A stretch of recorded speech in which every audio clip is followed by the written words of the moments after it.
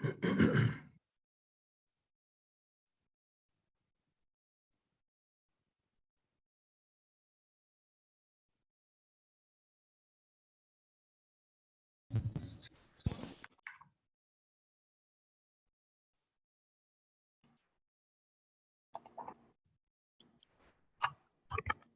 evening. Greetings. How are you? Good. How are you, Ronnie? Wonderful. It's pronounced Atis. Atis. Atis. Great. Awesome. We're gonna give them a few more minutes to get it together. Sure.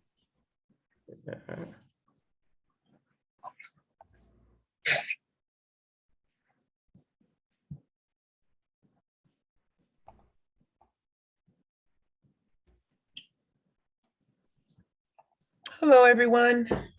Hello. Greetings. How are you?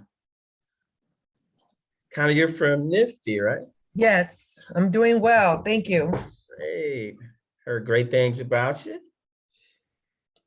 Oh, I hope I can live up to that. Oh, I tell you. So what part of the country are you?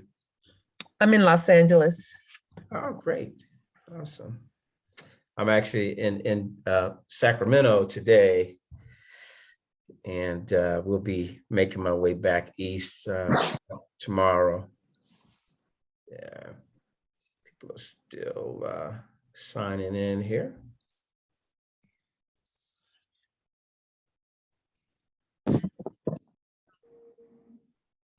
Great. Let's see what we'll do.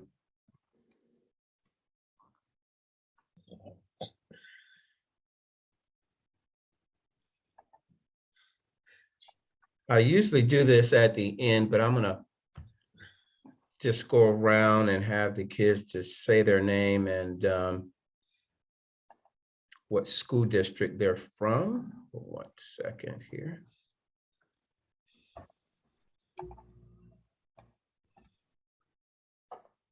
In progress.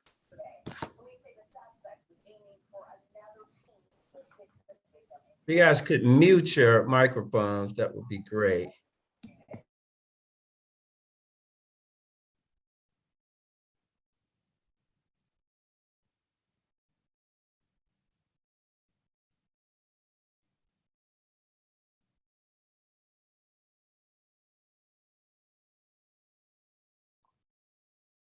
Okay, just up to 15 now.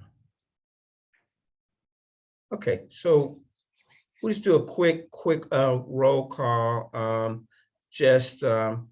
Atis and Connie, so that you guys know the requirement is that the teams have at least one team member on each workshop. A lot of them are busy this time of year. So we have at least, one person from each team. So we'll start with, I'll introduce you, Artis and Connie in a second, but Anthony Dominguez, could you just say your name and school district? Yeah, my name is Anthony Dominguez, and my school district is Oceanside Unified School District. Oh, and your high school as well? My high school is El Camino High. And that's Los Angeles, right? And make sure you guys say your city. Oceanside. Okay, gotcha. All righty, and see Cheryl Hubbard.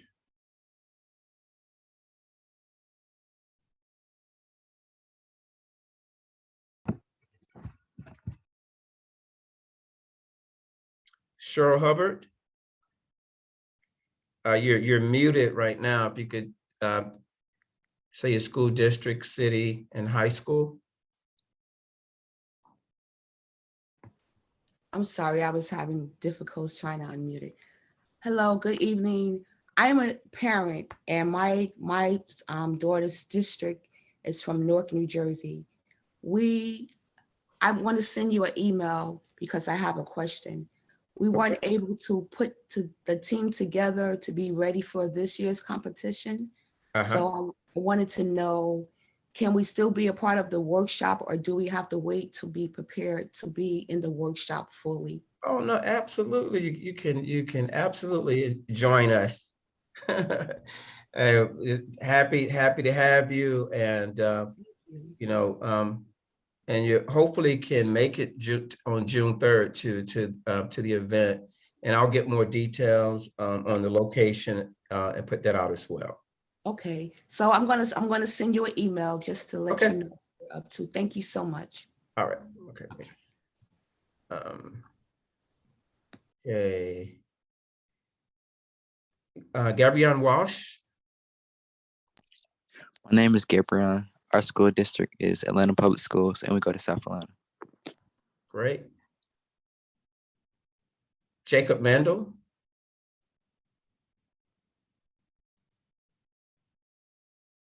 All right. Excuse me. I'm with Team Lattice. I'm from San Diego School District, California. Okay, Catherine Fuentes.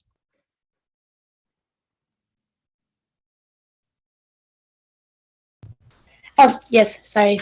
My name is Catherine Fuentes. I go to Silmer Biotech, and I am in the LAUSD district. Okay, Los Angeles. Okay, Michaela Nguyen. Hi, I'm Michaela. I'm from Poway Unified School District in San Diego, and I go to Rancho Bernardo High School. Okay. All righty, and Arun Pratibha, Arun. I'm Pratibha. I'm from the Poway Unified School District in San Diego, and my partner is Sanvi. Okay, Sanvi Parikh. Yes, I'm Sanvi Parikh, and I'm the partner with Pratibha. Okay, Zachariah. It's Zakiria. I attend South Atlanta High School in Atlanta Public Schools in Atlanta, Georgia. Okay, great. If I miss anybody, you can certainly speak up now. Okay, hi, I'm Adriana, and this is Paulina. We're from the Los Angeles Unified School District here in California with Silmer Biotech. Our partner is Catherine. Awesome. Glad to have you. So Hogan, I'm a parent, representing Aldine ISD School District. Fantastic. From Houston, right? Yes, sir, from Houston, Texas. Glad to have you. Okay, so today okay. Oh, sorry, I'm Evelyn. I'm from Silmer Biotech, and my district is Los Angeles Unified District. Oh, did you say Los Angeles Unified? Yes. Okay, got you. I wonder where my New York kids at today. Hopefully they'll be jumping on here. But anyway, again, most of you know me, Ron Highsmith with the Nick Cannon Foundation. We're so excited, always impressed that you guys are able to find time in your busy schedules, participate in extracurricular activity that will expose you to entrepreneurship, as well as opportunities across various high demand industries. And so today is workshop number 3 for America's Teen Mogul Competition and Career Readiness Program. And today we like to talk to you guys about financials and financial literacy. And we have a dynamic speaker today, Artis Davis from Wells Fargo. She's going to tell you a little bit about also some of the, the value of establishing relationships with banks, even as a teenager, and establishing saving, and why it's important to be healthy financially as well. So we're excited about having her. And then we actually gonna have 2 other speakers that'll talk a little bit about, they're from NIFTY, which is the Network for Teaching Entrepreneurship, which is a national organization, and we've worked closely with them across other school districts. So we have some representatives from their headquarters that will talk about other topics that they feel that are beneficial to you when competing, and will help you to be even more competitive in this competition. So without further ado, I will, and then at the end, what I'm going to do is I do have we'll talk a little bit about financial projections for this business plan competition. And I do have a cheat sheet that I'll be sharing with you guys, which will help you do your 3-year financial projections. So it's kind of a plug and play spreadsheet where all you really have to do is put in the numbers for your revenues minus your expenses. So we keep it pretty simple. We're not asking you guys in this competition to go into taxes and FICA and Social Security and all that kind of stuff.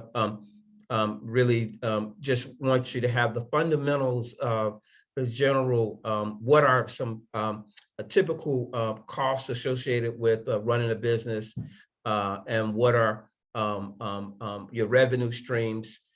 So in general, as you know, it's going to be whatever your revenue is minus your expenses. In very simple terms, is going to be your profit.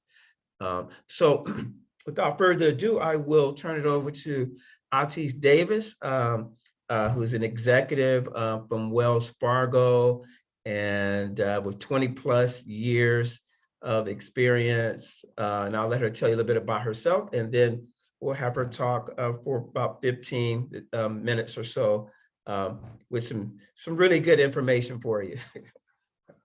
Thank you, Ron. I hope you don't mind if I share my screen a little bit to help illustrate as we go along. So as Ron introduced me, my name is Atis Davis. I've been with Wells Fargo coming up on a year now, but been in financial services for nearly 25 years. Worked in both New York and in London. I sit in New York. If you hear this accent, you'll know I'm a New Yorker. So I want this to be an engaging conversation. Please ask questions. I want to make sure that I'm answering and addressing anything that you want to know as it relates to budgeting, savings. We're going to talk a little bit about credit, just so you know what it is and how it works. You hear it, I'm sure, a lot. So, it's better to be informed and educated. So I'm going to go ahead and share my screen. Okay, I should have set you up where that you could share. There you go. I can share, yes. All right. And you guys can see it, right? Yes. All right. So if this little QR code takes you to my LinkedIn page, you can look me up on LinkedIn. That's the professional social media platform where a lot of executives connect and share opportunities, get information about jobs, articles that pertain to our industries. So if you're not on LinkedIn, I'd suggest that you start to think about creating a LinkedIn profile for yourself, especially as you think about college and beyond. So that's a good thing to have. I won't spend too much time on Wells Fargo. I'm assuming that most of you have probably seen a Wells Fargo branch in your life, but you may not know that Wells Fargo serves nearly 70 million customers nationally. We have over 1.9, nearly $2 trillion in assets that we custody, that we support banking for all of our nearly 70 million customers. 1 in 3 American households is a customer of Wells Fargo. So pretty big reach there. Lots of different lines of businesses within Wells Fargo. So if you're interested in a career in financial services, I recommend you connect with me. Best way is LinkedIn, and we can talk about what that looks like in further detail. But for today, I just want to talk about some fundamentals around financial wellness. So in basic terms, financial wellness is really about having the means to support your lifestyle, and your goals.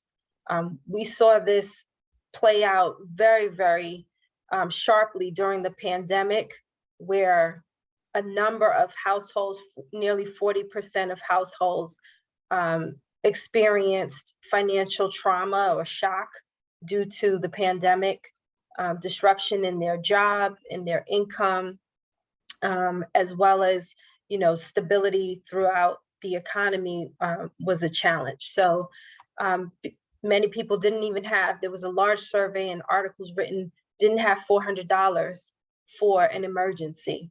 And so financial wellness is really about being prepared for those emergencies. And also this is kind of where credit can help as you get older. It's another tool in your financial health picture, okay? So what is money management? It's really about three things. It's about budgeting, about saving, and managing not only your spending, but your investment. So what's coming in, what's going out, but also what's staying in, right? So in simple terms, think about your income.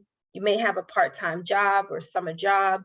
Maybe you babysit, or, you know, make a little side, have a little side hustle. You know, the entrepreneurship piece is definitely, can be a very lucrative way to make, you know, build your income. So your budget is really how much you make and how much you spend. And of course, you want to spend less than you make. If you're spending too close to how much you make, you're going to kind of run into a little challenge, especially as it relates to being able to save. Savings allows you, you know, not only the financial independence to then start to invest, but just that peace of mind, so that you know that if an emergency does come up, if you lost your job, if you have a health emergency, or, you know, your car breaks down, or you have an unexpected, you know, your apartment or your house catches on fire, anything can happen. There could be another pandemic, that you have money set aside to really make sure that you can sustain throughout any sort of hiccups that life may have for you. And then I talked about managing your spending, and that's not only, you know, paying your bills on time, but that's also hopefully having enough to invest. And we'll talk a little bit about that. You roughly want to have your budget broken down into 50% of your income is going towards your mandatory expenses, like your housing, your insurance, your gas and electric, transportation. And then you, of course, want to enjoy the money that you're making, right? So you want to be able to travel and to entertain yourself, go out to eat, spend time with friends, going to the movies, things like that. And then you want the other 20% to be dedicated to saving, investing, and hopefully you will all be debt-free when you come out of college. But in the event that you're not, you'll want to have some money in that 20% to pay down your college loans. So what does that look like when you create a savings plan?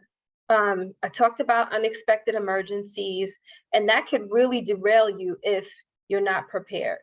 And it doesn't have to be a lot of money. It really starts with the habit of saving, because you'll be surprised at how quickly you can accumulate money once you start the habit of saving. And that's really with any habit. If you're consistent over time, you will see results. That's whether you're working out, whether you set a goal to read more, whatever thing that you're building toward, if you do it consistently, you will see results. And so saving is no different, especially if you're saving money in a vehicle that pays you interest. We talk a lot about inflation in the economy, and you hear those buzzwords. And what does that really mean? It means that the price of things is going up. And oftentimes, incomes are not going up proportionately. So if you're not making enough money to cover your expenses, as your expenses are growing, you're going to need to draw more on your savings. But also, if the interest that you're making on your savings is less than the rate of inflation, you're actually losing money. So this is where investing comes in, because you want to outpace inflation. So think about your savings along the lines of your big expenses. We talked about the 50, 30, 20 and how you kind of organize into those categories. And then really pay attention to what you're spending your money on, especially in this day and age where everything can be tapped and it's digital. It's very easy to lose track of what you're spending, but that's so important to track. So you want to have a spending plan. We talked about, again, that 50% of your budget allocated to those big expenses. And I get it. Right now, you guys are high school students. You're living at home. You're not thinking about rent. You're not thinking about the light bill. Enjoy the good times while they last. Because not long from now, you will have your own expenses. And you really want to be as prepared with this type of information as possible. You really don't want to step out into that first job, that first apartment, that first, set of bills, and really have to struggle to figure it out the hard way.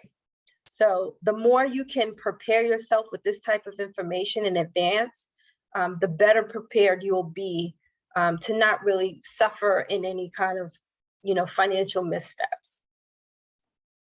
And I'm sure even at your ages now, I'm not going to date myself, but I did say I have over 25 years or nearly 25 years in financial services. And so I have 2 children, and they are roughly your ages. And my 15-year-old has a debit card, and she has a cell phone bill, and certain expenses that she is responsible to manage. So as you think about, well, I'm only in high school and maybe I don't really have, you actually do have these on a smaller scale. You have a budget. Whether you're getting an allowance, as I said, if you have a side job, and you have certain bills. Keeping up with your bills, it's important to stay on track. I won't really go into too much detail here because I'm assuming you don't have very many bills, but even the ones you have, your cell phone bill, I can't tell you how many times we see young people really set themselves back by having negative judgments against them because they didn't pay their cell phone bill. So just being responsible about paying your bills, paying them on time, really keeps you out of trouble. And it kind of goes back to the habits that I talked about earlier. Being prepared with savings for short-term emergencies usually means that you're putting your money into something very safe. Oftentimes, it does not pay a high interest rate. It has low fees, but it's safe, and you can access it quickly and easily in an emergency.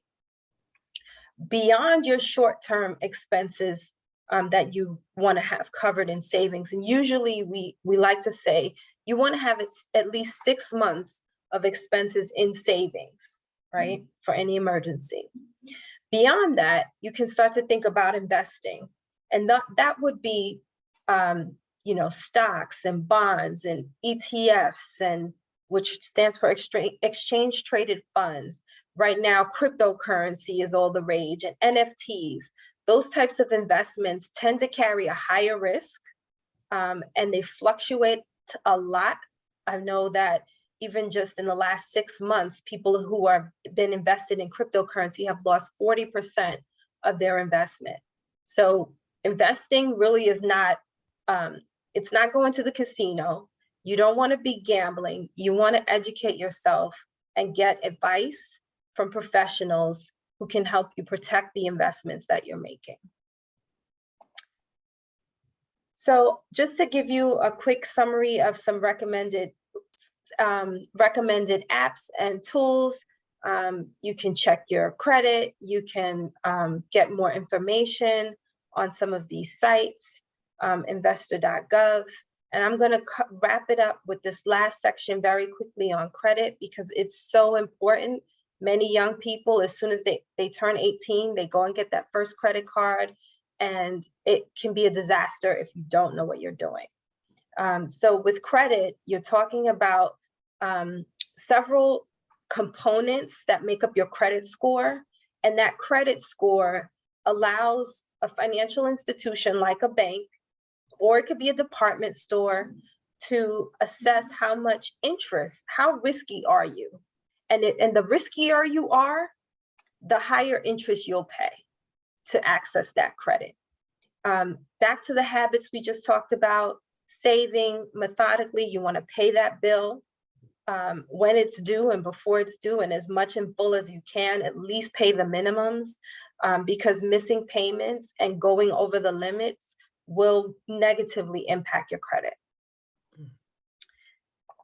So what makes up your credit? So I mentioned there's a score. It's called the FICO score. And the FICO score stands for Fair Isaac Corporation. And they look at this kind of matrix, if you will, of factors to come up with your score. So how much do you owe? What's your payment history? How long have you had credit? What type of credit? Like, is it a home loan? Is it an auto loan? Is it a credit card? And how much new credit do you have? But you'll see the biggest piece of this is your payment history. How well do you pay your bills? Do you pay them on time? Do you pay them in full? I mean, that right there kills so many people with their credit score because they're not on top of their credit accounts. The other piece is how much do you owe? You don't want to be maxed out on your credit. And also, you know, you want to establish a lengthy credit history.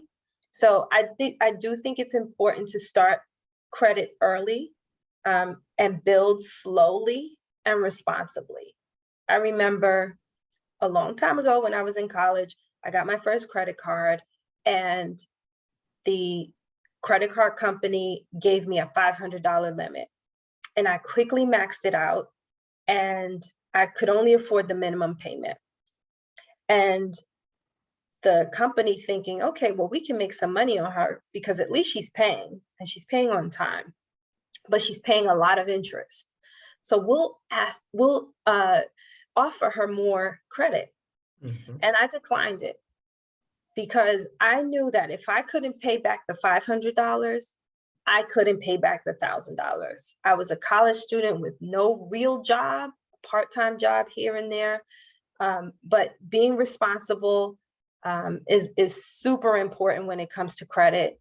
And because I kept my credit in good standing, that has allowed me to purchase homes and cars and other things at incredibly favorable terms because I don't get charged a lot of interest.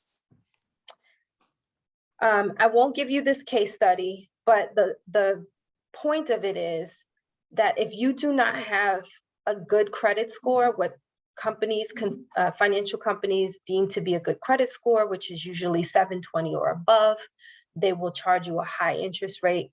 So the same purchase item, which in this example is a car for $20,000, you will pay tremendously more for that same item. So the person with the better credit score got the lower interest rate, the person with the lower credit score got the higher interest rate, and over time, that higher interest rate resulted in the person paying 86% more for that particular item, which in this case was a car. So I will pause there. I could go on, but I want to make sure that I pause for any questions because I did cover a lot, and I want to make sure that everyone's clear. And, you know, if you have any questions, let me know. I have a question. Yes. So when you talked about the budget savings and managed savings, the 50, 30, and 20, how does that relate to like a business? Do businesses spend the same 50, 30, 20? That's a really good question. And I don't want to steal Nifty's thunder if they're going to cover that. So are they going to cover that? Well, let me say this. First of all, I just want to say wow. I mean, the information that she provided, oh my God, if I had gotten that kind of leadership and explanation when I was a teenager about credit cards and warnings. So I hope you guys are truly taking this in. But one of the things I wanted to do, and we love when we have this time with you guys, we don't take it for granted. And so this kind of information is so important, not just in your personal life, but it's also, these same values go with having a business. So I was just taking a few notes here about number one, she talked about savings and investing. So, you know, when you have a business, what you want to be able to do, and you want to be profitable. And I hope your business plans will demonstrate that you are going to be profitable. But what are you going to do with that profit? You know, you want to reserve it, you want to invest it. She talked about credit and how important payment history is. How do you pay your bills? So one of the things you're going to do when you launch your business, you're going to establish, you're going to have a personal credit with it, which is reported in a separate credit bureau and a credit agency. But then you're going to establish business credit. And that business credit is so important. And you never want to mix the two. You never you don't want to commingle your business expenses with your personal accounts and vice versa. You really want to do this the right way. And, you know, with businesses, obviously, as I think Ron was alluding to, you have expenses that, you know, your operating expenses. What does it take to run your business? And whenever you do have profit, you have an opportunity to reinvest in your business, whether that's purchasing more materials, expanding your scope of services, spending that money on marketing. There's a number of things that business owners do to generate even more business by reinvesting those profits in their businesses. So there's a lot that I hope will discover through this entrepreneurship journey. But also one thing we don't talk enough about is taxes and how that impacts your business execution and what you're going to be doing to help you smartly invest that money. And that's a huge advantage of being a business owner. Yeah, and what I want to do too, because it's already 7:30 or 4:30 out here as well. If anybody else had any quick questions, I want to turn it over real quick because I believe Connie has a stop in about 15 minutes. I'm good. I'm good. You okay? I just wanted to address Jacob's question because it was a very good question. And those 50, 20, 30 may or may not apply to a business. Business is totally different in how you manage your funds, but you have to put away emergency funds because like COVID, if you didn't have emergency funds in your business, a lot of businesses, because they did not have those funds, they weren't able to survive. Or if their books weren't really accurate and up to date, they weren't able to apply for those loans. And a lot of people were denied those loans because they didn't keep accurate business records. Yeah. Oh, that is amazing, and I'm guilty of that. You know, I've had a number of businesses over my life, and wow, and I can't tell you guys how important it is. You know, you have the mom and pop businesses, you have the big businesses, but you really want to manage your business efficiently and your paperwork, and make sure you are filing your taxes every year. You know, so those are some of the things that as you guys move forward and as entrepreneurs and as business owners, you know, you want to make sure that, because you will need, when you start applying for assistance and loans from the Small Business Administration and other like the PPP loans and stuff that were out there, if you don't have your paperwork in order, because they want all that stuff. They want your corporate tax filings for several years. And, you know, a lot of businesses aren't managing their businesses well when it comes to that. So have good ethics in that regard. So can I just close with one thing? Uh-huh. If I can give you any piece of advice, personal and business, and this will segue you into the business side of things, establish relationships with a banker. That was a huge learning for a lot of people and business owners when they needed help and they needed, a banker to kind of step in and, support them through that PPP loan process. And as you even manage your own personal life, purchasing a home, purchase any of those big financial decisions that you make will only be enhanced with a good banking relationship. So with that, I will turn it over. Great. Thank you so much, Artis. Look forward to working more with you in this endeavor. And thank you so much. I do believe there was another person from Nifty. I don't know if you guys had any comments that you guys, Jordan Jackson, I believe that is online, if you had any comments. Yes, that's me. Hi, everyone. I'm Jordan Jackson. I'm currently a rising senior at Georgia State University. I work for Nifty. I work for their alumni and post-secondary programs with social media management and content strategy. So that's kind of my area of expertise, but I did go through the Nifty program when I was younger. I was 11. I was actually one of the youngest in my class at the time. So I've done a business plan competition, not the Nick Cannon one, but I have done the one for Nifty. I was first place in my class. And then I advanced and I did second place in regionals. And then, like I said, I was the youngest at the time. So the way that it was structured, I was too young to advance to any further competitions. So my business plan competition life stopped there. But as far as competitions, I do want to give, a little piece of advice. And as far as preparing, the more you prepare, the more you will be prepared. So if you take the time to practice in front of the mirror, practice in front of a family member or a friend, and recite, the things that you need to say, some things that you may forget in the moment, you'll remember just simply because you practiced it. Other than that, when you submit, make sure you have all of your financials together. I think that's the hardest part, is sometimes our numbers can be off. So making sure you have your numbers together and you're able to articulate that to the judges. And anything besides financials, you can, make sure you have someone look it over. If you have anyone to look it over, it's always good to just have a second set of eyes and another opinion on things. And if anybody has any questions as far as competitions, you can throw them in the chat or ask. But yeah, those would be the top two things I would say. The more you prepare, the more you will be prepared, and then just double check and triple check. It's always good to have a second opinion. So I would add to that, have a great opening, because you want them to feel like they're investing, and they're investing in you.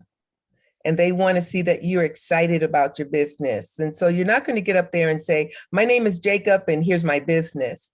You're going to open up with a story or something that led you to this business. Something, don't open up with a joke or anything unless it's really cute, but just something that's exciting, and not just, hello, my name is Jordan and I'm business XYZ. And like Jordan said, please have your financials together. I am a math teacher. I'm a retired math teacher. So I am deaf on financials. So if I'm a judge and your financials aren't right, you're not advancing anywhere. And I have seen presentations come in and their margins are negative, or their margins are less than, it's just amazing what gets out of the classroom. And so Jordan's right, and have somebody look over your numbers, somebody who's good at math. If you're not good in math, you get somebody that is to look over your numbers. Don't get somebody that's getting the same grade in math that you are. Yeah. So.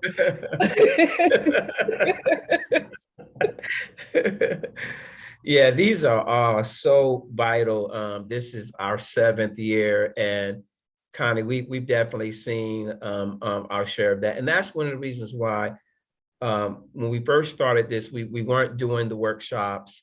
And in here, we're going to be sharing some sample plans. And toward the end there, we'll even give them a chance to come on and practice. Like Jordan said, practice and practice. And practice some more. Practice. And don't include on your slides lots of words. Your slide it's a bullet point. It is to remind you of what you're going to say. Because if you have full sentences and lots of words on your slides, that's what you're going to do. You're going to read it. And you're not reading to someone, you're delivering a talk. And there's a difference. Absolutely. And you guys have 5 minutes to make your case on your video submissions as well as the ones that actually will be presenting orally. But as I was saying, when we first started this out, we were not doing the workshops and making some of the points that we're making now. And I think it just gives them an opportunity to be more competitive across the competitions, by coming to the workshops and giving them an opportunity to, present and us give them feedback, during the workshop. Right. And then they could go back and strengthen those. But yeah, that was amazing. So not sure if you One guys. more thing, look at the past winners. See Yeah. what the winners did, and you do that and better. Oh yeah, absolutely. So what I'll be doing in the next workshop is I'll actually be playing some of the videos, the 5-minute presentation from our winners from previous years. And you can see. And another thing that we encourage in this competition as well, when time allows, we provide help, but we do encourage that they partner with an entrepreneur in their community or in the industry that they chose for their business, and partner with them. And demonstrate, and we talked about partnerships yesterday in the workshops, but when you decide to establish partnerships are an amazing way to help you increase your share, your market share in some cases. It helps you minimize you share some of the risk when you have a partner. But another good thing in establishing a partner, as well as mentors, we are able to, in some cases, link them up with mentors. But those business partners can also be a good sounding board for you guys. And, you can do your presentations and you can practice with your partners and they can give you feedback and they can also mentor you. So there's a number of ways to be more competitive. Try to outthink your competitors. If you don't think other students are going out and getting advice and getting mentors, and that's what you need to be doing if you want to win this competition. It's very competitive, and we'll be able to tell the ones that actually did their homework and put the time in, and we'll be able to tell, even in body language in your presentation, we can tell that, you really have a good understanding of your market. Are you reading from a note card? And as Connie said, if you put a full sentence up there, you're going to read it. So, and if you just put a bullet up there, that means you understand what you're presenting. So, and the way to get around it is just, like Jordan said, is just, practice. And after a while, you really won't need the bullets. I mean, the bullets are just reminders for you. If you get up there and you get a little stuck and you get a little nervous, you have the bullets as a way to jog your memory there. So I'm gonna hear more from the students. You guys are kind of quiet today. you guys have any, now's the time. Got these amazing mentors and leaders. Now's the time to ask questions. Do you guys suggest, at least initially, just reinvesting all profits back into the company, or do we need like margins to have like profits for the employees and people making a business? Wow, that's a great question. I'd like to say that that's leadership. Leaders in businesses that that have been and are successful, I think when they're successful, reward your employees. Reward your employees for hard work. And if you are building a profitable company, your greatest resource is your people. That's your greatest resource. You cannot afford to lose anybody. I took it personal if I ever lost an employee. So I think one of the ways to be sustainable in business and in the marketplace, number one, is that as you build success and build wealth, reward your people and have a profit sharing program where that you can actually reward your employees for hard work. So that's Right. Wow, that was a great question. That's a great question. And what some companies do, they build a give back into their cost model. And so you might support a nonprofit organization or a cause that's special to you, and you build that into your cost model. Like the shoe company, that for every shoe they sell, they give one away, something like that. So you can do something like that, but he's right, reward your employees. But again, you don't have to invest it all back into the business, but again, you need to set up an emergency fund because business, it fluctuates and you have to be ready for that. Absolutely. And I would just add, as your business grows, and obviously you guys are pretty young to access business capital at this age, but as you get, to that stage, that's also a part of your growth strategy. What you're talking about, Jacob, is a growth strategy. Do you want to reinvest your money so that your business can grow? And, you would do some projections based on that. It's almost a cost benefit analysis. Is it better for you, to reinvest that money to help you scale? Or is it better for you to take another alternative with that money? So that's why people borrow, because sometimes it's advantageous for you to access credit in order to scale. But I think you're on the right track with those questions, because it shows that's what banks and lenders look for, is a growth strategy in your business plan. In 5 years, where do you plan to be with your business, and how do you plan to utilize your profits? Are you reinvesting it back, or what are you doing with that money? Yeah. And another thing, if you have a really good accountant or chief financial officer that you actually listen to, I had a accounting firm that did my taxes every year. And, he would counsel me at times, if he saw, hey, we think you're taking a little too much money out of the company. Whereas that next year, why don't you take that money and invest it back in the business?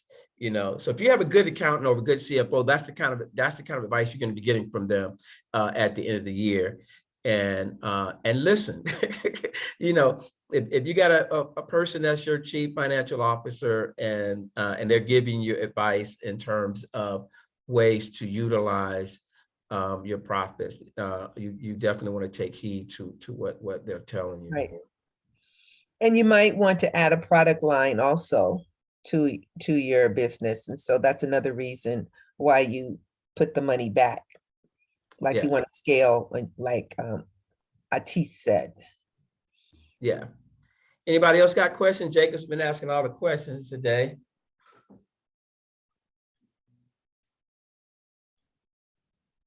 Let's go with Atlanta.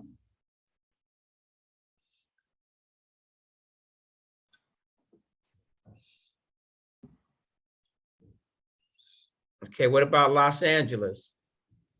Yeah, I'm in Los Angeles. I used to teach for LAUSD. Shout out to you guys.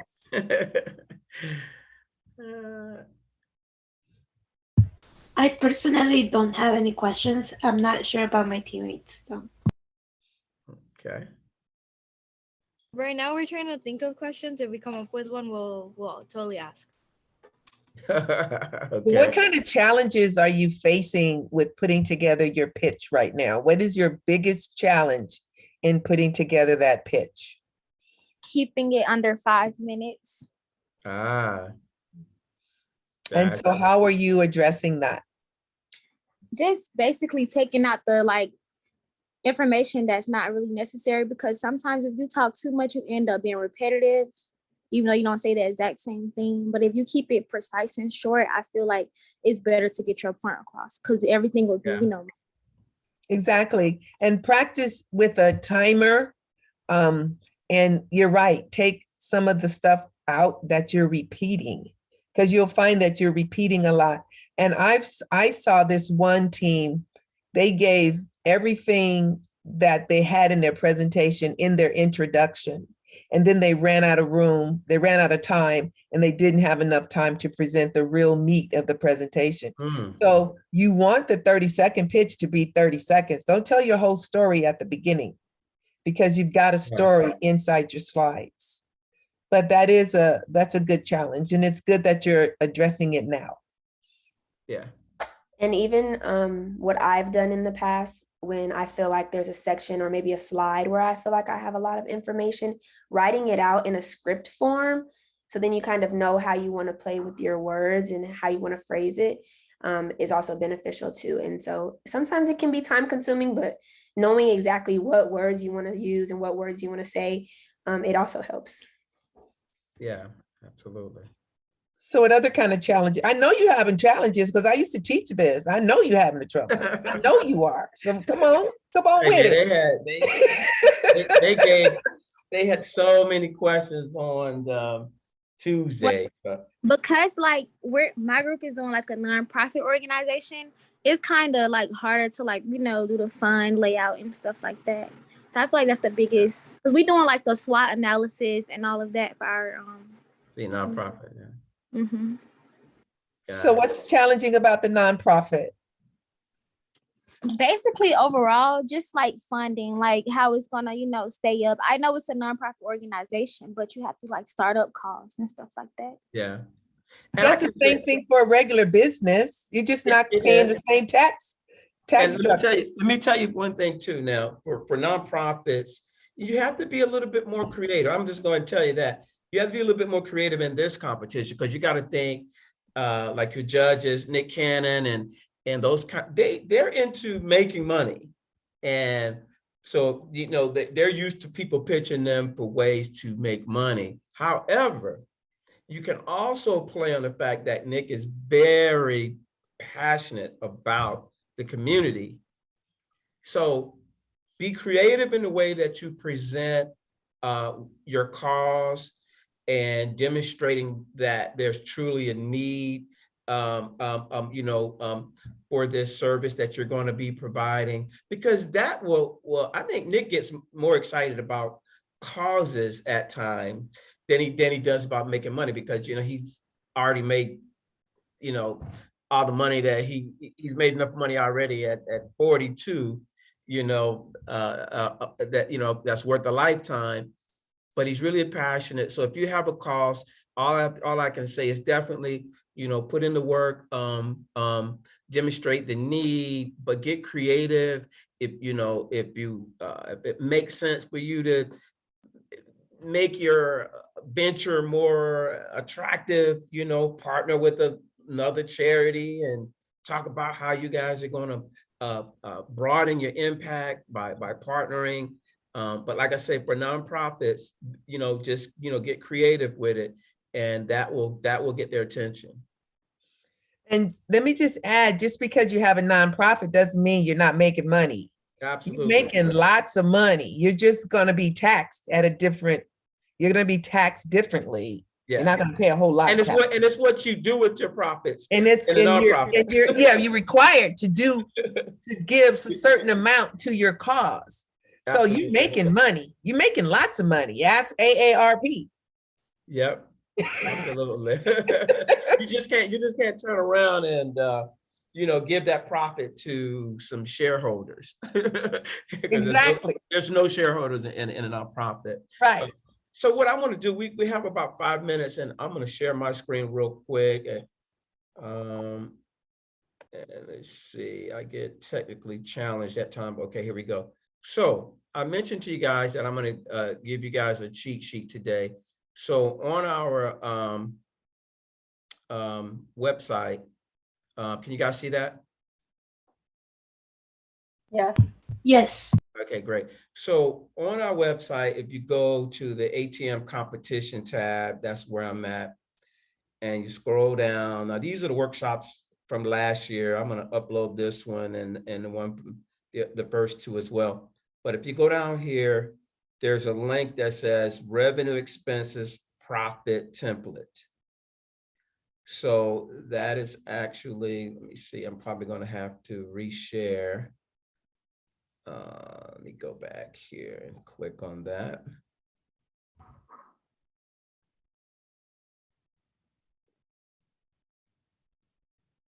Okay. Let me open that.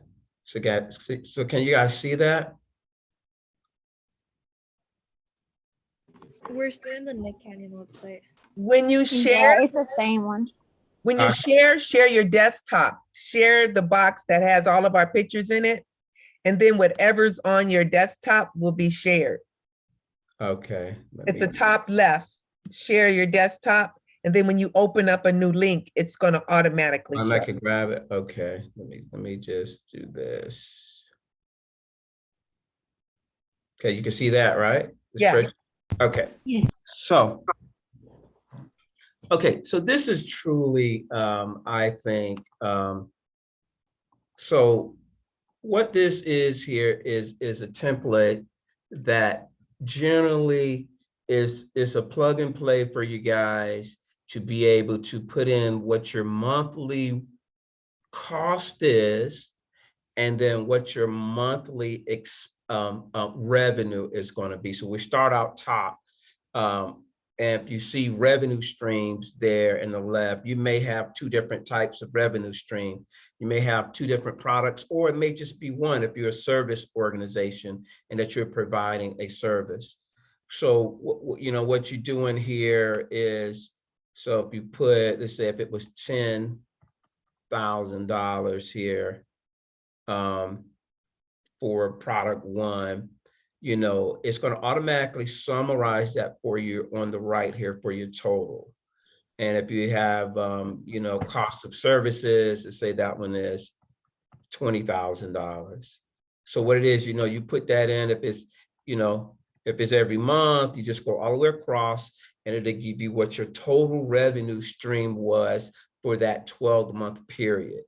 So what we want to see in this business plan, we only require you to show 3 years of revenue projection.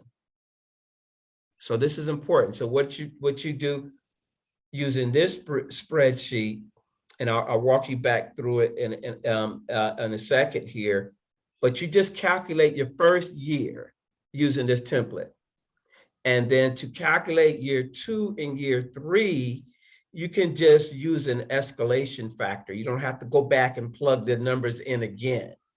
So you calculate your base year, and then you just tell us you're expecting to have a 20% growth in year 2. So you show that assumption, and but it's incumbent upon you and your industry to be able to determine what's a good escalation from year 1 to year 2 to year 3.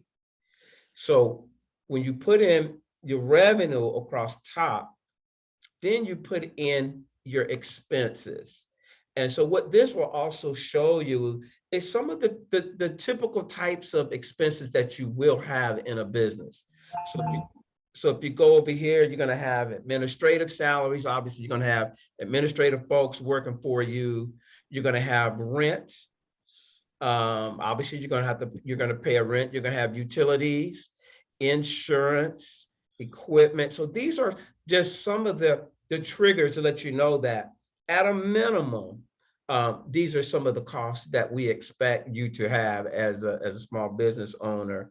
Dues and subscriptions, auto and travel and marketing, and professional fees. So the same thing here. You put in your what's your anticipated monthly cost for administrative salaries. Let's say if that's 5,000. But you fill that all the way across, and it'll calculate here basically what your total revenue is for the year, and then minus what your expenses were, and it's going to give you a profit number down here. Right now that shows like $45,000, but you have to go through this and fill in the numbers. You can use this spreadsheet, but we don't need to see all of these numbers in your business plan. So this table is something, it's a back-end tool for you to be able to go in and calculate, what your revenues are minus what your expenses were to get your profit. And like I said, we're not going to bog you down with having to show us taxes. We're going to keep it real simple. But definitely use this tool. You may be able to replace some of these expenses with expenses that are specific to your business, but it is a good tool too. And you can use graphs to show color graphics and bar charts to show a breakdown on a bar chart to show what a breakdown in different colors of what your expenses were. As also you can use a bar graph or a pie chart to show the breakdown of your revenue streams. But anyway, so did anybody have any questions?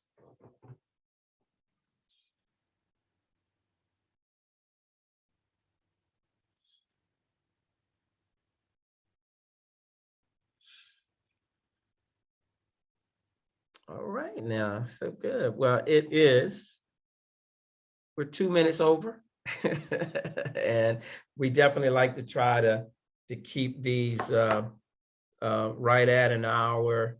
I think this was just, a very informative. Thank you so much, Atis and Jordan and Connie. Feel free to chime in on Tuesday and Thursday. So it's going to be Tuesday and Thursday of next week, and I think maybe another one on that following Tuesday. And we'll start scheduling them.